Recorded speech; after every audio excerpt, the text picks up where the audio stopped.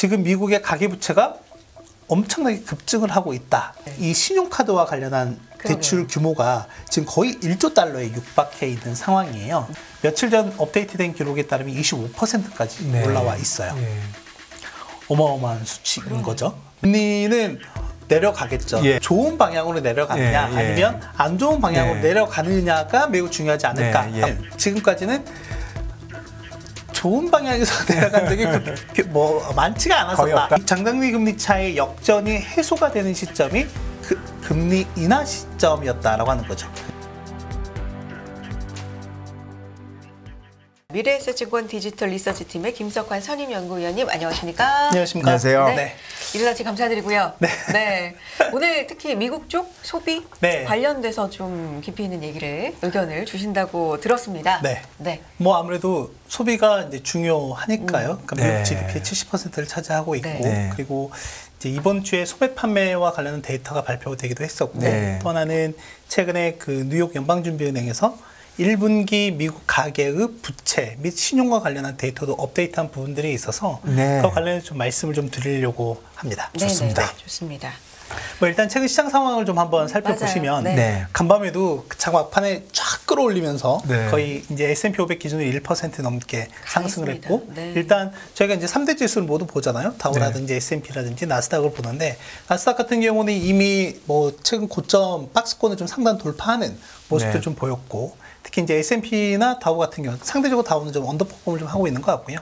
S&P 같은 경우에는 보면 간밤에 또 그래도 1% 가까이 상승을 하면서 지난해 8월 이후에 최고치를 좀 기록을 하고 있는 것 같기는 합니다. 근데 이게 어떻게 보면 뭐 제가 이제 잠깐 들어오기 전에 얘기도 하긴 했지만 결국에는 가는 녀석들만 가는 그런 장세가 지속이 되고 있는 것 같거든요. 지금 그림을 한번 좀 보시면은 일단 나스닥 100 지수와 러셀 2000 지수의 움직임을 좀 보면 실제 3월 중순 이후부터 극명하게 갈리는 모습이 좀 나타나고 있다라고 좀 보시면 될 것 같고 요 며칠 전에는 아마 아시는 분들은 아시겠지만 러셀 2000 전체 시가총액을 애플의 시가총액이 초과했다. 이런 얘기들도 좀 나오고 있는 상황이죠. 뭐 이런 좀 극명하게 좀 엇갈리는 장세가 좀 나타나고 있는 부분이다라고 보시면 될 것 같고 여기 오른쪽에 이제 보이는 그림은 뭐냐면 이제 이 검정색 선과 S&P 500 지수를 좀 같이 비교해 놓은 건데 여기 검정색 선은 뭐냐면 이제 S&P 500을 구성하는 종목들 중에 50일치 신고가와 50일 신저가를 기록한 기업들의 수를 뺀 거예요. 그런 모습을 좀 보면 실제 이 신고가 기업들이 계속해서 많이 나온다라고 하면 시장은 그만큼 강세장을 의미하게 될 거고요.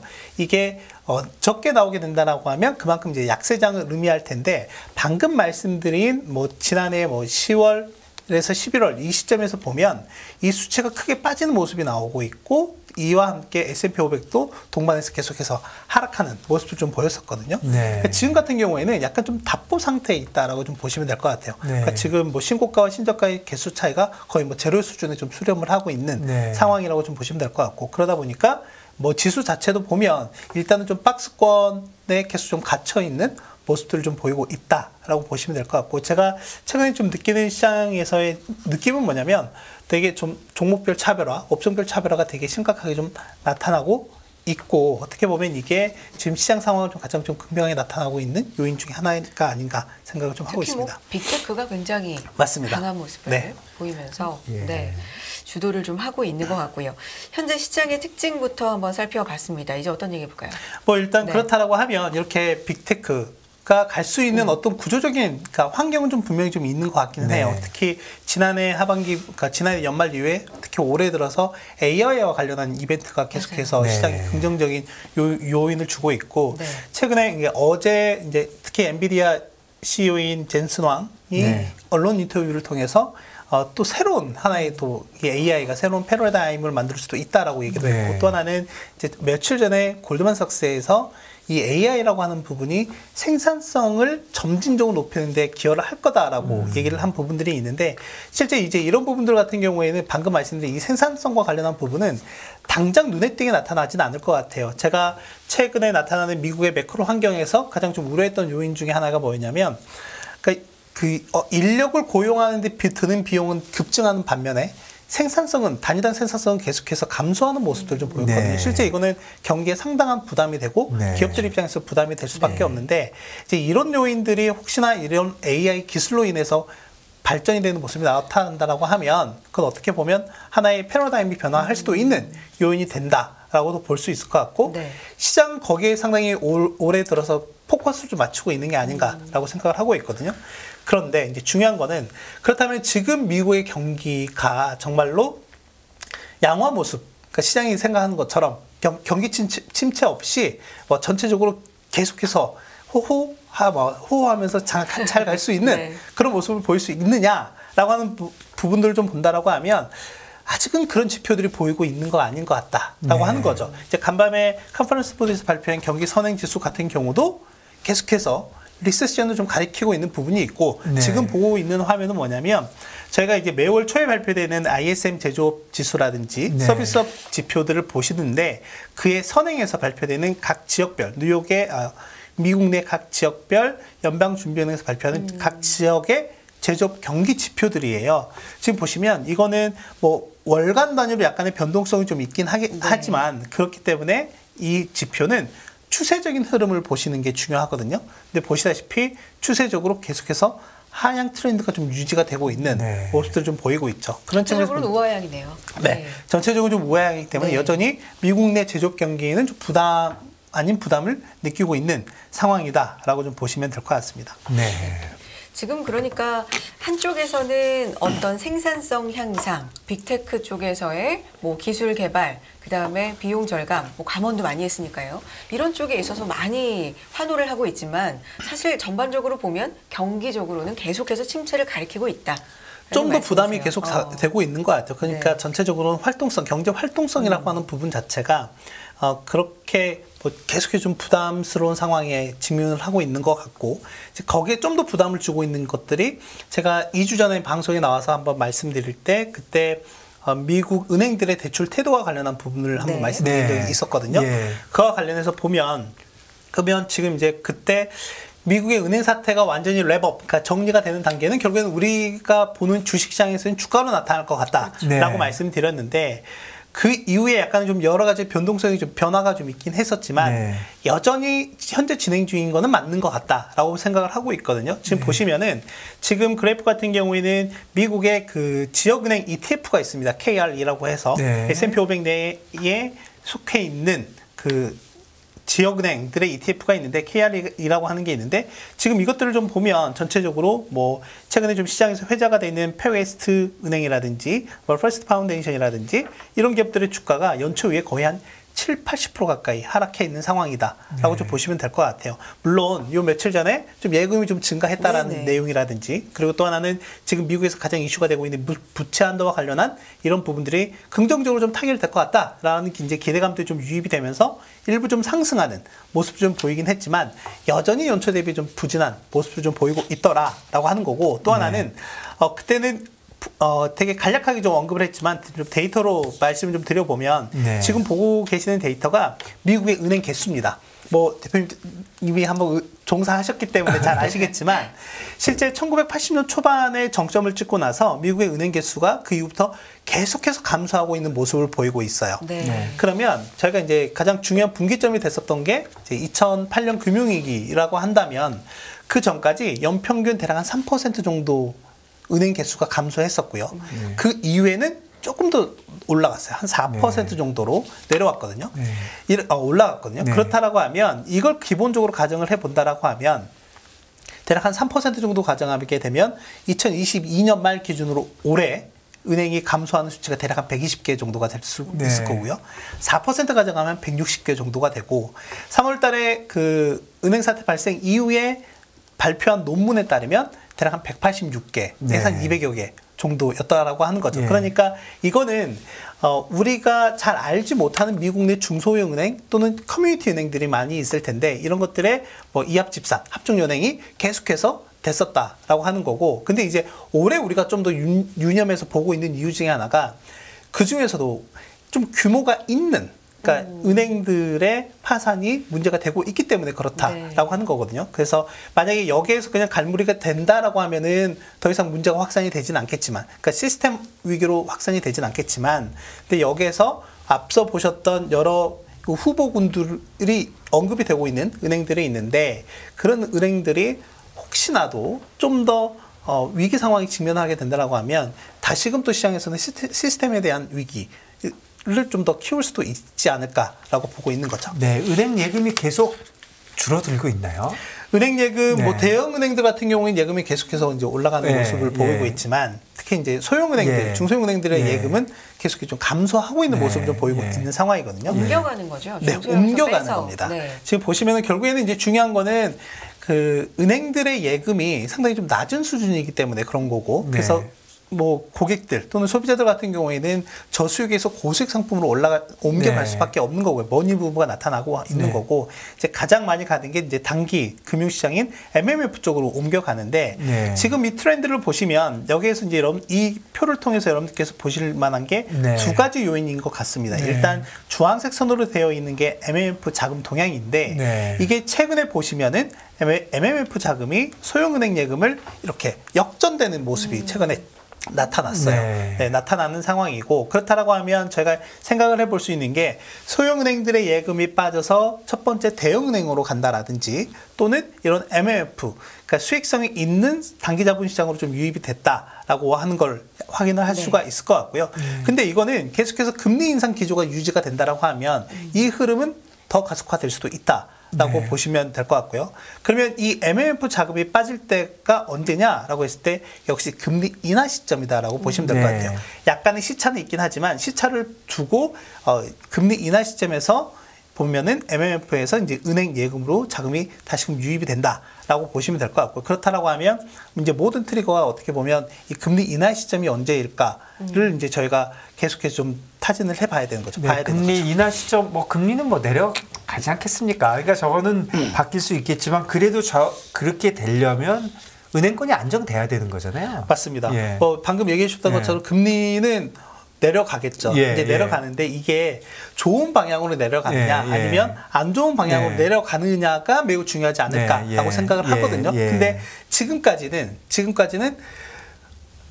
좋은 방향에서 내려간 적이 그렇게 뭐 많지가 않았었다라고 하는 게 이제 역사적으로 제가 보고 있는 거고, 이제 지금 준비한 그래프가 이제 이거거든요. 뭐냐면 이 화면을 통해서 보면은 이 파란색 그래프가 뭐냐면 연준이 첫 금리 인하를 했던 시점입니다.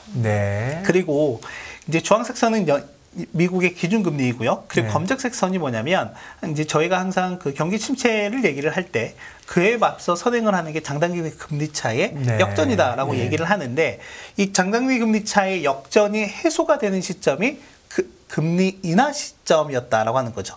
첫 번째 금리 인하 시점이었다라고 하는 거고, 근데 이제 공교롭게도 보면 지금 이 첫 금리 인하 시점들이 항상 저희가 과거에 좀 유념해서 봤던 그런 위기 상황들이었다라고 하는 거죠. 즉 지금 같은 경우도 보면 장단기 금리차가 여전히 큰 폭의 역전 현상이 지속이 되고 있는 상황이고, 금리는 지금 2007년 이후에 가장 높은 수준을 좀 유지하고 있는 상황이기 때문에 향후에 이제 금리 인하의 트리거가 진짜 긍정적인 금리 인하라고 하면 시장이 바라는 것처럼 경기 침체 없이 그리고 인플레가 완벽하게 잡히는 상황에서 될 수 있을 것 같고요. 만약에 이상적인 상황이네요. 그게 정말 이상적인 상황이고, 근데 이제 그게 아니다라고 하면은 저희가 좀 더 곧 힘들어질 수도 있는 상황이 될 수도 있긴 하겠죠. 그래서 이제 그런 부분들을 앞으로는 좀 여러분들께서 좀 잘 봐야 할 포인트 중에 하나다라고 보시면 되겠습니다. 그렇다면 주식시장이 오르려면 뭐 어떻게 돼야 됩니까? 일단 전체적으로 이제 앞서 말씀드렸던 것처럼 기본적으로는 경기 침체가 당연히 없어야 될 거고요. 그리고 기본적으로 저희가 이제 주식시장이라고 하는 거는 이익의 함수이기 때문에 전체적으로 기업들의 이익이 동반해서 올라가는 모습을 좀 보여야 할 텐데, 지금 시점에서 보면 이제 그런 모습들이 쉽게 좀 나타나고 있지 않다라고 하는 거죠. 앞서 말씀드렸던 것처럼 나스닥 100 지수는 계속해서 고공행진을 하는 반면에 러셀 2000과 같은 이런 중소형 기업들의 주가는 상당히 좀 부진한 모습을 좀 보이고 있기 때문에 그렇다라고 하는 거고요. 그래서 지금 말씀드린 것처럼 일단 시장에서는 금리 인하에 대한 기대감은 충분히 좀 반영이 되어 있는 것 같아요. 그렇기 때문에 어떻게 보면 빅테크 중심으로 해서 밸류에이션 자체가 좀 더 올라갈 수 있는 그런 구조적인 환경이 만들어진 것 같고요. 근데 이제 이익 추정치를 좀 보면 지금 S&P 500의 전체적인 주당 이익 추정치가 쉽게 올라서지 못하는 모습도 좀 보이고 있다라고 보면 될 것 같아요. 그래서 지금 보시면 올해 지금 현재 전체적으로는 추정치가 한 220달러 정도인데 이게 지금 바닥에서 완벽하게 드라마틱하게 올라가는 모습을 좀 보이고 있지 않은 상황이거든요. 그래서 이런 추이가 앞으로 계속해서 올라가는 모습을 보이게 된다라고 하면 어떻게 보면 지금의 시장 상승을 정당화할 수도 있는 가능성이 있긴 하겠지만 만약에 이게 생각만큼 그렇게 올라가지 못한 모습을 보인다라고 하면 향후에 어떤 그러니까 외적 변수든 어떤 요인에 의해서도 좀 시장이 흔들릴 수 있는 요인도 충분히 있을 수 있다라고 좀 보시면 될 것 같고 지금 금리 인하에 대한 기대감이 연내에는 한 75bp 그러니까 25bp씩 한다라고 하면 3번 정도의 기대감이 유입이 되어 있는데 간밤에 이제 또 여러 그 연준 위원들이 또 발언을 했거든요. 발언하면서 했던 요인들은 뭐냐면 여전히 인플레가 높다.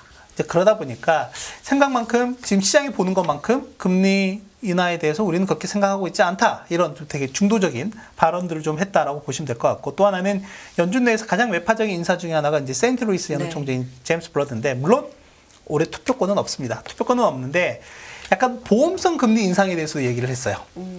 네, 그러니까 우리가 지금 각자 걱정하는 거는 인플레이션이 지금 이렇게 떨어지고 있는데 이게 떨어지고 있던 게 다시금 이렇게 튀는 거에 대해서 상당히 우려하고 있는 부분이거든요. 근데 연준 내부에서도 이런 보고서들이 몇 개가 좀 있긴 했었습니다. 그러니까 이렇게 지금은 떨어지고 있지만 향후에 이게 다시금 올라갈 수 있을 만한 가능성에 대해서도 언급이 됐던 부분들이 있기 때문에 이 부분에 대해 이걸 방지하기 위해서 보험성 금리 인상을 좀 해야 된다. 이런 얘기를 좀 했거든요. 근데 이제 이런 부분들에 대해서는 이제 오늘 밤에 제롬 파월 연준 의장이 나와서 예전 이제 벤 버냉키 전 연준 의장과 대담을 할 예정이기 때문에 이제 이 부분에서 좀 얘기를 좀 들어봐야 될 것 같고 또 하나는 이제 유럽 쪽 같은 경우도 계속해서 좀 상황이 좀 타이트하게 가고 있는 것 같아요. 그래서 크리스틴 라가르드 그 ECB 총재도 오늘 나와서 발언하기 때문에 오늘이 꽤 좀 중요한 날일 것 같습니다. 그렇네요. 거기에다가 이제 미국 옵션 만기일이거든요. 네, 그렇습니다. 그래서 여러 언급들을 좀 기다려 보면서 보겠고요. 2분기 GDP 그리고 오늘 주되게 해주실 뭐 소비 얘기 쭉 한번 이어가 볼까요? 네, 그러니까요. 지금 이제 소비 같은 경우도 보면 지금 애틀란타 연은에서 하는 2분기 GDP 추정치를 좀 보면 상당히 좀 괜찮게 나오고 있습니다. 지금 제가 어제 자료를 만들 때 보면 한 2.9%까지 올라와 있는 상황이거든요. 근데 이제 올라와 있는 상황이 뭐냐면 이제 어제 그러니까 그제 발표된 주택 관련한 지표들이 생각보다 좀 잘 나오면서 지금 보시면은 이 그래프상에서 주황색 그러니까 마이너스 영역을 좀 차지하고 있던 게 맨 밑에 주택 관련한 거주 투자이거든요. 근데 이번 주에 나오는 주택 시장과 관련한 지표들이 비교적 상당히 좀 잘 나오는 모습이 좀 보이다 보니까 이게 이제 플러스로 돌아서면서 전체적으로 GDP 성장률 추정치가 직전 대비 한 0.2%포인트 올라가는 모습을 보였어요. 그런데 저는 일단 이 부분을 말씀드리고자 하는 게 아니라 중간에 파란색 그래프가 지금 숫자가 기재되어 있는 게 개인 소비 지출과 관련한 부분이거든요.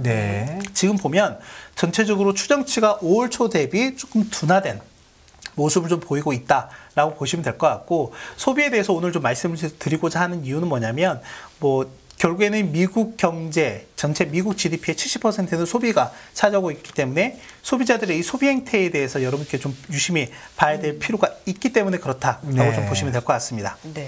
그래서 소비가 지금 어떻습니까? 그래서 지금 이제 기대 요인과 그러니까 조금 기대하지 못할 요인, 그러니까 긍정 요인과 부정 요인이 있거든요. 그래서 일단 긍정 요인을 먼저 말씀드리면 팬데믹 당시에 미국이 재정 부양 정책을 엄청나게 했거든요. 그 전체 규모가 대략 한 5조 달러가 정도가 되고 실제 미국 국민들한테 직접적으로 유입된 자금이 그래서 그게 초과저축으로 나타난 게 한 2조 달러가 넘습니다. 그리고 나서 제가 이제 백신을 맞고 경제 재개를 하는 과정에서 소비가 대폭 늘어나는 게 2021년 중반 이후부터 보면 소비한 지출 규모가 한 1조 6천억 달러가 돼요. 그러면 지금 경제는 한 5천억 달러 정도가 남아있고 요게 올 연말까지 미국 소비자들의 소비를 지탱할 수 있는 버팀목이 된다라고 하는 최근에 이제 연구 논문이 있다라고 보시면 될 것 같고요. 그게 지금 이 그래프라고 좀 보시면 될 것 같고요.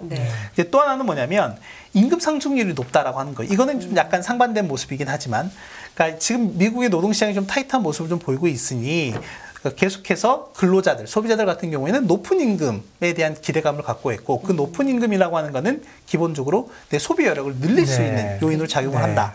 이거는 이제 반대급부로는 또 인플레를 자극하는 요인이 되기도 하죠. 하지만 일단 명목 임금이든 임금이 높게 유지가 된다라고 하는 거는 내 소비 여력을 늘릴 수 있는 하나의 요인이다라고 하는 거고요. 이 오른쪽에 있는 그래프는 뭐냐면 모기지 대출 금리이거든요.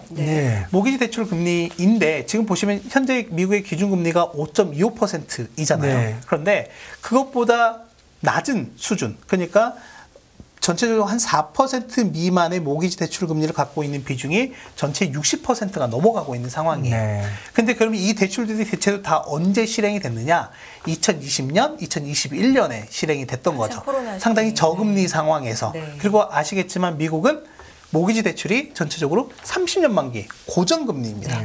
그렇다라고 하면 지금 모기지에 대한 부담이 그렇게 크지 않기 때문에 지금 만약에 새롭게 모기지 대출을 실행하려고 하면 매월 이제 원리금 상환을 해야 되잖아요. 원리금 상환 부담이 50%나 늘어나게 돼요. 그러니까 지금 이 예전에 받아 놓으셨던 분들은 상대적으로 조금 여유가 있는 거죠. 이제 이런 부분들이 어떻게 보면 미국 소비를 좀 지탱하는 긍정적으로 볼 수 있는 요인들이다라고 좀 보시면 될 것 같고요.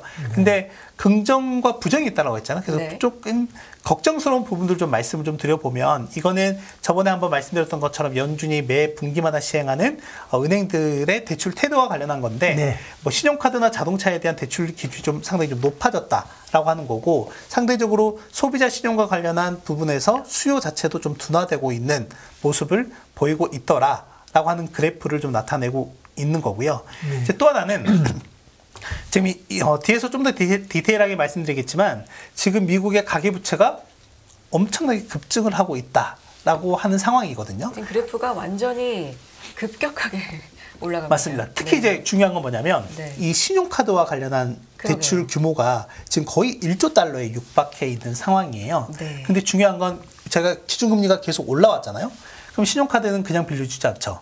이자율이 엄청 세잖아요. 지금 여기 그래프상에서 보면 오른쪽 그래프상에서 보면 이게 지금 이자율인데 이 데이터상으로는 현재 21%를 기록을 하고 있는데 며칠 전 업데이트된 기록에 따르면 25%까지 올라와 있어요. 어마어마한 수치인 거죠. 그리고 또 하나는 자동차 대출 규모도 거의 1조 6천억 달러 정도가 되고요. 학자금 대출도 1조 6천억 달러 정도가 된다. 지금 자동차와 관련한 대출 이자율도 계속 높아지고 있는 부분을 보이고 있고요. 특히 자동차 같은 경우 여기는 신차만 좀 나와 있는 상황이지만 중고차 같은 경우에도 계속 고공행진을 하고 있는 상황이거든요. 그럼 설명해 주신 대로 그 돈도 좀 남아 있고 정부에서 받은 돈, 그 다음에 모기지는 가만히 있는데 임금도 좀 올랐는데 이건 다른 그룹들이 돈을 빌리는 건가요? 어떤 이 돈 지금 빌리고 있는 사람들은 신용 지금 가계부채도 늘고 막 신용카드도 늘어나는 늘고 거 하는 거는 아까 지금 긍정적인 효과에서는 이제 돈도 좀 남았고 뭐 임금도 올라가고 뭐 대출금은 똑같은데 그래서 좀 긍정적인 효과인데 이거는 좀 다른 개인들 중에 좀 차별화되고 있는 건가요? 일단 그 전체적으로 저희가 이제 소득 분위수를 한번 좀 따져봐야 될 거 이제 보통 이제 저희가 좀 그렇게 따져보잖아요. 이제 그렇게 보면 약간 고신용자들보다는 그러니까 중저신용자들이 좀 더 많은 것 같고요. 그리고 또 하나는 나이 연령대로 좀 따져보면 18세에서 29세, 그 30세에서 39세. 정도의 비중이 좀 더 높은 모습을 좀 보이고 있거든요. 그래서 제가 이제 뒤에서 말씀드리려고 했던 게 일단 여기서부터 먼저 말씀드리면 지금 자동차나 신용카드에 대한 대출 비중, 그러니까 전체적인 그 대출이 늘어나고 있고 여기에 대해서 이자율도 같이 올라가는 부분들이 좀 부담이 될 수 있다라고 하는 거고 다른 요인 중에 하나가 뭐냐면 학자금과 관련한 부분이거든요. 그러니까 이미 2020년 팬데믹이 시작이 되면서 그러니까 그때 정부에서 취했던 조치 중에 하나가 학자금 상환 유예 조치였어요. 다 유예했죠. 유예했는데 그게 지금 6월 말에 끝납니다. 끝날 것 같아요. 이제 아마 대법원에서 판결을 내릴 텐데 이제 그게 끝나고 나면 상환 기한이 이제 9월부터 시작이 될 것 같은데 이제 그렇게 되면 그동안은 이제 학자금과 관련한 부분이 부담이 되지 않았는데 요게 이제 매월 청구되는 청구서에 학자금의 부담이 이제 발생을 하게 되겠죠. 이제 그만큼 소비 여력이 좀 줄어들 수밖에 없다라고 하는 부분을 좀 말씀드리고자 하는 거고요. 근데 많이 빌려서 잘 갚으면 문제가 아닌데. 그렇죠. 그치, 이게 못 갚게 되면 이제 그때부터 그렇죠. 이제 네. 그런 것들이 우리가 보는 게 연체율이거든요. 네. 연체율 관련한 데이터를 먼저 좀 말씀을 좀 드릴게요. 네. 지금 보시면은 지금 전체적으로 그 이번에 이제 뉴욕 연회에서 발표한 가계부채 관련한 보고서인데 네. 새롭게 연체가 발생하고 있는 비중을 나타낸 거거든요. 지금 보시면 여기 오른쪽 맨 끝에 와서 이제 신규 30일 새롭게 된 연체가 30일 이상 되는 비중, 그리고 90일 이상 되는 비중인데 보시다시피 자동차나 신용카드나 기타 대출과 관련한 부분들이 급증하는 모습이 나타나고 있죠. 네. 그리고 특히 90일 이상 연체되는 것을 이제 실제 시장에서는 되게 심각한 연체 비율로 저희가 네. 규정을 하는데 보시다시피 뭐 신용카드와 관련한 부분 그리고 이제 기타 대출과 관련한 부분에서 좀 심각한 비중이 좀 더 늘어나고 있는 모습들이 좀 나타나고 있다. 네. 그러니까 지금 모기지는 문제가 될 것 같지는 않습니다. 네. 앞서 말씀드렸던 것처럼 네. 모기지와 관련한 부분은 문제가 되지는 않는데 소비자들의 일상생활과 관련한 실생활과 관련한 부분에서의 대출 또는 거기에 대한 연체가 증가하는 부분들은 향후에 소비 여력을 위축시킬 수 있는 요인이 될 수도 있다라고 하는 거죠. 꺾인 시점이 지금 대강 지금 언제인가요? 이 꺾인 시점이 금리 인상을 했던 시점부터라고 네, 보시면 될 것 같아요. 네, 그러니까 네. 2021년부터 네. 이제 본격적으로 좀 꺾이기 네. 시작을 했고 네. 특히 이제 자동차 같은 경우에도 이제 심각 단계의 연체 비율이 좀 올라오는 모습을 좀 보이고 있다라고 하는 거고 또 하나는 네. 제가 이 데이터를 보면서 좀 걱정했던 요 부분 중에 하나가 뭐냐면 신용 등급과 관련한 부분도 있거든요. 네. 지금 보면 모기지 같은 경우에는 이 주황색 라인이 신용 점수가 760점 이상의 고신용자들이에요. 네. 근데 모기지는 상대적으로 퀄리티가 좋습니다. 그러니까 고신용자가 많다는 거죠. 대출을 빌린 네. 사람들의 신용도가 높은데 자동차는 그렇지가 않아요. 보시다시피 중저신용자들의 비중이 꽤 높습니다. 네. 그렇네요. 네, 꽤 높은 상황이다라고 하는 거고 좀 왔다 갔다 해서 죄송하지만 또 하나는 뭐냐면 그 나이 연령대별로 한번 좀 따져보면 18세에서 29세 또는 30세에서 39세 전체적으로 보면 이쪽 대에서의 아까 말씀드렸던 것처럼 최근에 대출 규모가 급증했던 자동차나 신용카드에 대한 비중, 연체 비중이 전체적으로 좀 이쪽 연령층에서 주도를 하고 있다라고 하는 거죠. 그래서 어떻게 보면 실제 이론 쪽이 뭐 이커머스라든지 네. 실생활에서 나오는 이제 주력 소비층이 될 텐데 이런 주력 소비층의 연체가 증가하고 있는 부분은 방금 말씀드릴 수 있는 부분 중에 그러니까 약간 소비를 또 위축시킬 수 있는 요인으로 좀 작용할 가능성이 높다라고 좀 보고 있는 상황입니다. 그렇네요. 예. 이번 주 같은 경우는 또 소매업체들의 실적이 좀 많이 나왔는데 네. 뭐 홈디포는 잘 못 나오고 월마트는 간밤에 좀 잘 나오고 뭐 이런 것들이 있습니다. 이걸 타깃도 보고도 괜찮고, 네, 타깃도 네, 괜찮았고 어떻게 보셨습니까? 이런 걸 보고도 네. 좀 소비에 대해서 우리가 유추해 볼 수 있을 만하겠습니다. 뭐 오늘 방금 이제 나온 건 네. 이제 월마트 같은 경우에도 네. 상대적으로 좀 괜찮은 네. 실적을 좀 발표했는데 그거는 뭐 어떻게 보면은 이제 1분기에 전체적으로 소매 판매나 소비자 소비 지출과 관련한 부분들이 상대적으로 견조했기 때문에 네. 그렇다라고 좀 보시면 될 것 같은데 그러면 앞으로는 좀 어떻게 될 것 같냐라고 네. 했을 때 저는 이제 전체적으로 방금 뭐 타겟도 얘기하시긴 했지만 타겟이라든지 저 홈디포와 관련한 이제 뭐 경영진들이 언급한 부분들이 있어요. 그 부분들 중에서 좀 보면 네. 이제 준비한 화면을 통해서 보시면 이제 타겟 CEO 같은 경우는 어떻게 보면 이 소비자 신뢰가 좀 더 악화가 되고 있는 모습이 좀 나타나고 있는 것 같다라고 네. 이제 언급을 한 부분들이 있고 또 하나는 절도범들이 그렇게 많답니다. 네, 저도 그 얘기 들었어요. 네. 지금 월마트는 작년에 절도로 인해서 약 30억 달러의 손실이 발생했고 홈디포가 한 6억 달러가 넘었는데 그 타깃 CEO가 어제 얘기한 게 올해는 5억 달러가 더 증가할 걸로 얘기를 좀 하더라고요.